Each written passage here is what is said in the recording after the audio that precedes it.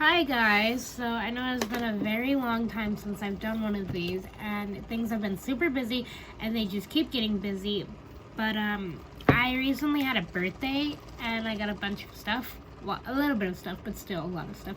And I celebrated a lot for my birthday, so if you guys want to talk about that and you want a room tour of the room I have now because I fixed it up and what I got for my birthday, let me know. But other than that, we're going to go ahead and start reading 5 Feet Apart again, the audio book, chapter 5. So, let me find it. This is chapter 3, so we're not 4. Chapter 5, I found it. Alright, so let's go ahead and start reading.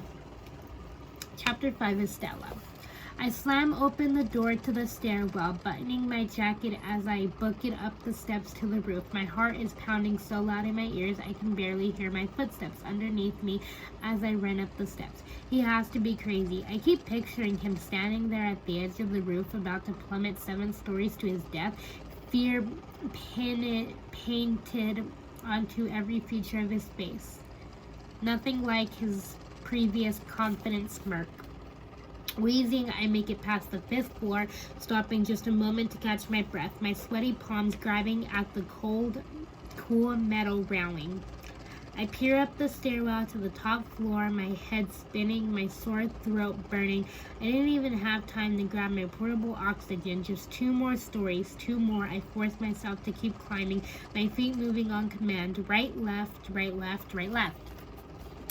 Finally, the door to the roof is in sight, cracked open under a bright red alarm just ready to go off. I hesitate, looking from the alarm to the door and back again.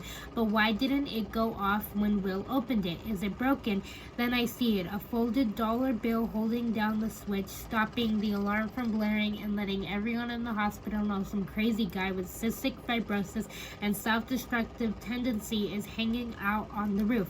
I shake my head. He might be crazy, but that's clever. The door is propped open with a wallet and I push through it as quickly as I can, making sure the dollar bill stays securely in place over the switch. I stop dead, catching a real breath for the first time in 48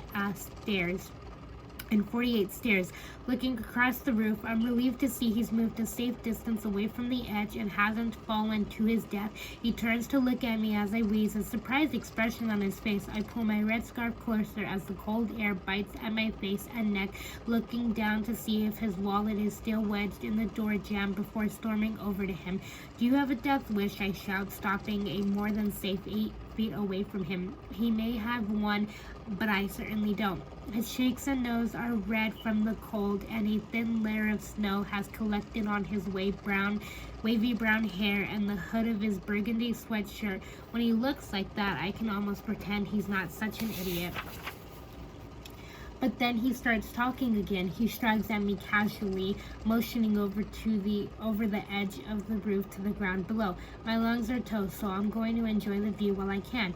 How poetic. Why did I expect anything different? I peer past him to see the twinkling city skyline far, far in the distance, the holiday lights covering every inch of every tree, brighter now than I've ever seen them as they bring the park below back to life. Some are even strung across the trees, creating this magical pathway you could walk under a a grape. In all my years here, I've never been on the roof. Shivering, I pull my jacket tighter, wrapping my arms around my body as I moved my eyes back to him. Good view or not, why would anyone want to risk falling 7 stories? I asked him, genuinely wondering what would possess someone with defective lungs to take a trip on to the roof in the dead of winter. His blue eyes light up in a way that makes my stomach flip-flop. You ever see Paris from a roof, Stella? Or Rome? Or here even? It's the only thing that makes all this treatment crap seem small. Treatment crap, I asked, taking 2 steps toward him, 6 feet apart the limit. The treatment crap is what keeps us alive. He snorts, rolling his eyes. The treatment crap is what stops us from being down there and actually living. My blood begins to boil. Do you even know how lucky you are to be in this drug trial, but you just take it for granted, a spoiled, privileged brat? Wait, how do you know about the trial? You've been asking about me. I ignore his questions, pushing on. If you don't care, then leave. I fire back. Let someone else take your spot in the trial. Someone who wants to live. I look up at him, watching as the snow falls in the space between us, disappearing as it lands in the dusting under our expression unreadable. He takes a step backward toward the edge again. You're right, I mean, I'm dying anyway. I narrow my eyes at him. How wouldn't, right? He wouldn't, right? Another step back and another, his footsteps crumbling in the freshly fallen snow. His eyes are locked on mine, daring me to say something to stop him, challenging me to call out to him.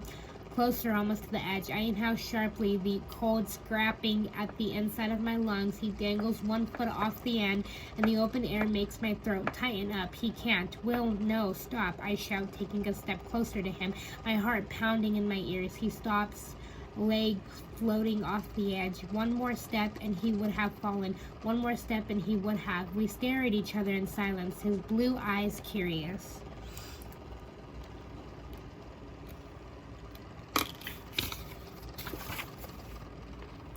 Interested, and then he starts to laugh loud and deep and wild in a way so familiar it feels like pressing on a bruise. Oh my God, the look on your face was priceless. He mimics my voice. Will, no, Will, I can't do it, guys. Will, no, stop. I'm gonna cuss. If you don't like it, go over a little bit, but I'm sorry, it's what it says in the book. So yeah. Here you go. Are you fucking kidding me? Why would you do that? Falling to your death isn't a joke. I can feel my whole body shaking. I dig my fingernails into my palm, trying to stop the trembling as I turn away from him.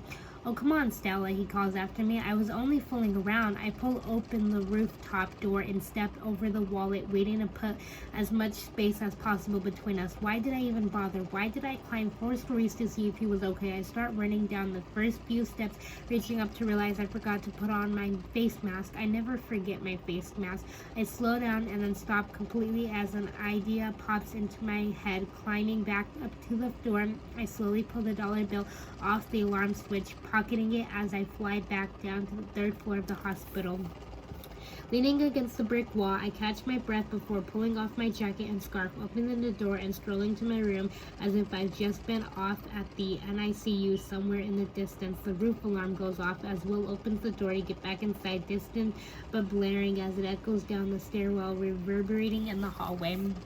I can't help but smile. Julie tosses a blue patient folder onto the desk behind the nurse's station, shaking her head and murmuring to herself, the roof. Will, really? Good to know I'm not the only one he's driving crazy. I gaze out the window, watching the snow fall in the fluorescent glow of the courtyard lights, the hallway finally dead, silent after Will's hour-long reprimating. Glancing over at the clock, I see it's only 8 p.m., which gives me plenty of time to work on number 14 on my to-do list.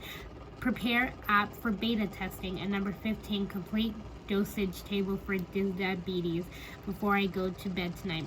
I check my Facebook quickly before getting started. A red notification for an invite to a senior trip beach blast this Friday night in Cabo popping up. I click on the page and see that they used the description I've drafted back when I was still organizing this, and I'm not sure if this makes me feel better or worse. I strolled through the list of people going, seeing Camilla and Maya's pictures and Mason's, now Sane's Brooke, followed by pictures of a half-dozen other people from my school who have already replied with a yes. My iPad begins to ring and I see a FaceTime call coming in from Camellia. It's like they knew I was thinking about them. I smile and swipe right to accept the call, almost getting blinded with the bright sunshine of whatever prism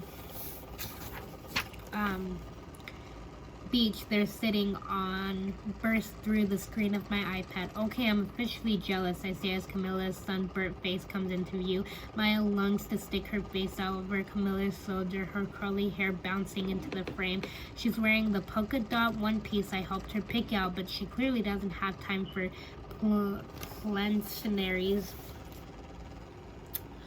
Are there any cute guys there? And don't you dare say just Poe. We say at the same time. Camilla shrugs, fixing her glasses. Poe counts. He is cute. Maya snorts, nudging Camellia. Poe is 1,000% not interested in you, Camellia. Camellia punches her painfully in the arm and then freezes, squinting at me. Oh my god, is there Stella? Is there a cute guy there? I roll my eyes. He is not cute. The two of them squeal in delight, and I can sense the waterfall of questions that's about to pour over me. I gotta go. Talk to you tomorrow, I say while they protest and hung up. The moment on the roof is still a little too fresh and weird to talk about. The page for the Cabo Beach party swings back into view. I hover over, not going, but I can't bring myself to click on it just yet. So instead, I just close the page and pull up Visual Studio. I open the project I've been working on and begin to sort through the lines and lines of code, already feeling my muscles loosen as I do. I find an error in line 27 when I put a C instead of an I for a verbal and a missing equal sign in the line 182. But aside from that, the app finally looks ready to go for beta.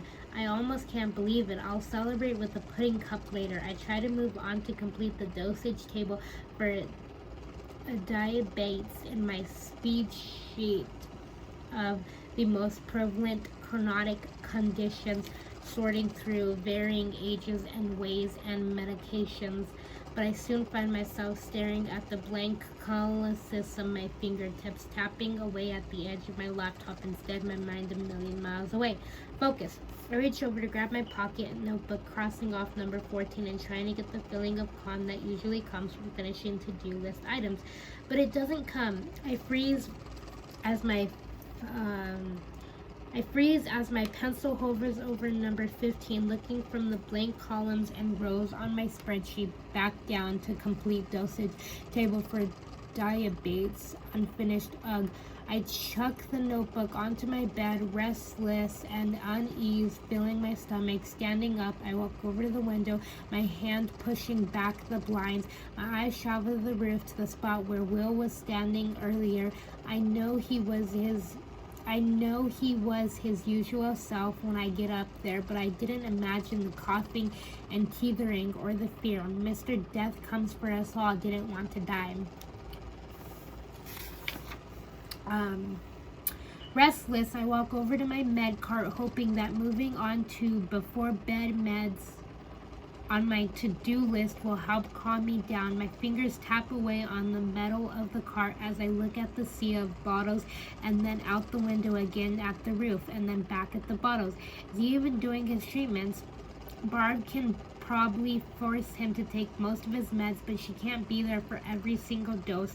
She can strap him into his outflow vest, but she can't ensure he keeps it on for the full half hour. He's probably not doing all his treatments. I try to go over the meds in order of when I take them, shuffling them around on the cart. The names are all blurring together. Instead of feeling calm, I feel more and more frustration, the anger climbing up the sides of my head. I struggle with the cap on a mucus thinner, pressing down on it with all my strength and trying to twist it off. I don't want him to die. The buck climbs on top of the mountain of frustration and plants a flag clear and loud and so surprising to me that I don't even understand it. I just see him walking back to the edge of that roof, and even though he's the actual worst, I don't want him to die. I twist the lid sharply and it comes flying off, pills showering down onto my med cart. Angrily, I slam the bottle down, the pills jumping again with the force of my hand. Damn it. And then next time, I'm not sure when, but next time we will read chapter 6, Will. But, that was it. So, I'm sorry I haven't posted in a while, but hopefully this video makes up for it. Make sure you guys like, subscribe, and hit that notification bell so you know when I post a new video. Also, like I said, I have a birthday this Thursday coming up, but we celebrated Sunday, and I got gifts, and, I redid my room because of the gifts I got.